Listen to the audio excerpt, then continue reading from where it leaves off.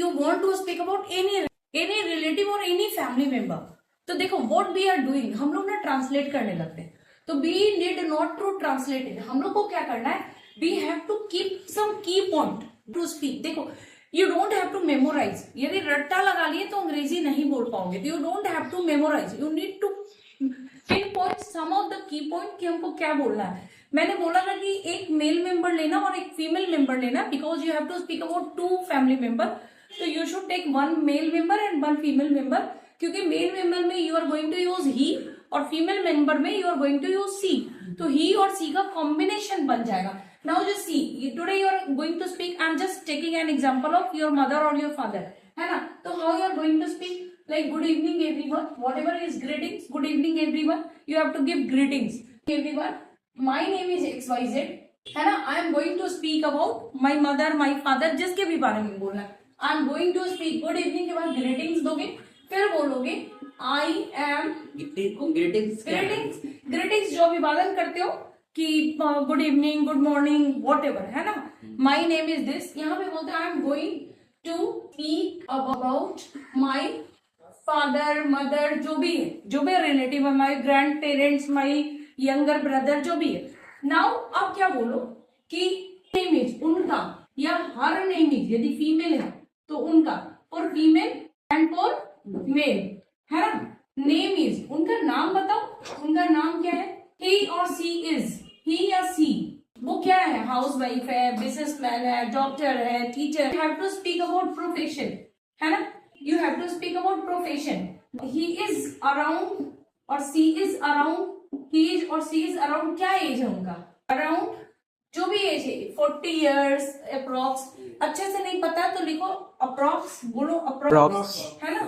तो इस तरीके से यू कैन हैव इट. उसके बाद you are going to speak about some more about the body feature, जैसे कि वो टॉल है, स्मार्ट है, ब्यूटीफुल है. तो you have to speak about appearance. Appearance में कुछ भी, अपीयरेंस में कुछ पॉइंट मैं लिख रही हूँ, जैसे टॉल, हैंडसम, स्मार्ट, इस तरीके का कोई भी फीचर है उनके बारे में.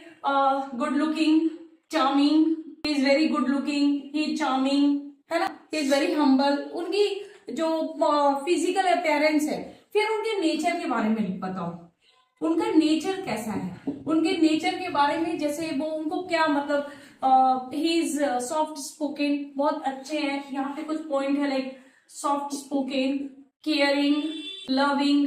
इसको सेंटेंस में डालो, मैंने कीवर्ड लिखा है, you have to put it in sentence. Loving, उसके अलावा भी उनकी पर्सनैलिटी के बारे में लिख सकते हैं. इज अ वेरी सोशल, है ना. He helps other, he loves whole family member. अब आप अपनी activity, how do you involve with that person. आपके पेरेंट्स हैं, आप में उनसे क्या मतलब, he teaches me, she teaches me, when I lives with him. जो भी आपसे कनेक्टेड पॉइंट है, यू कनेक्ट, खुद को कनेक्ट करो. यू कनेक्ट योरसेल्फ, खुद को करो. He is also very helpful to me, मुझे बहुत मदद करते हैं. He advise me. अब योरसेल्फ विद हिम और हर, विद हिम और हर, उनके साथ खुद को कनेक्ट करो कि जैसे वो आपको एडवाइस करते हैं. He advise me in my bad time. उसके बाद वो आपको यदि पढ़ाते हैं, टीचर्स, इसमें टीचर्स का यूज करोगे, है ना, क्योंकि प्रेजेंट में ऐसा हो रहा है. उसके अलावा आप यहाँ पे यूज करते हो लाइक वो आपके साथ खेलते हैं. He also plays with me sometime Ludo or Carrom or like that in free time. We spend time together. हम लोग साथ में टाइम स्पेंड करते हैं, spend time, है ना. यहाँ तक हो गया. And in last some 5 like and 5 dislike बोल दो. उसके बाद 5 likes and 5 dislikes बोल दो. dislikes बोल दो कि उनको क्या 5 चीज पसंद है और क्या 5 चीज पसंद नहीं है. In that way you will going to cover almost 20 line about that.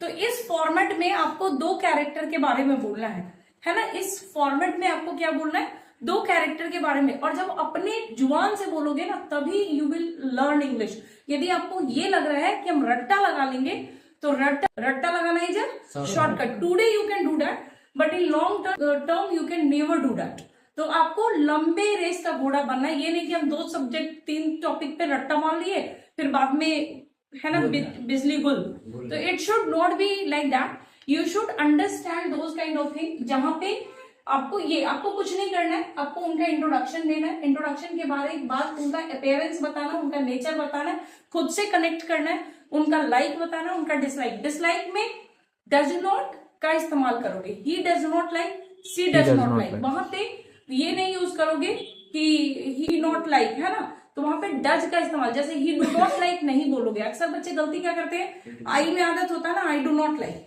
तो बोलते हैं ही डू नॉट लाइक, नहीं, ही डज नॉट लाइक, V5 का इस्तेमाल करोगे, और वहां पे डज नॉट, जब डिसलाइक बताओगे तो डज नॉट का इस्तेमाल करोगे, ही डज नॉट लाइक, और यहाँ लाइक्स, लाइक नहीं, ही लाइक्स, समझ आ रहा ना, तो ही लाइक्स, ही डिसलाइक्स, या तो डिसलाइक्स करो या ही डज नॉट लाइक, हो जाएगा 20 लाइन्स अबाउट 2 रिलेटिव्स।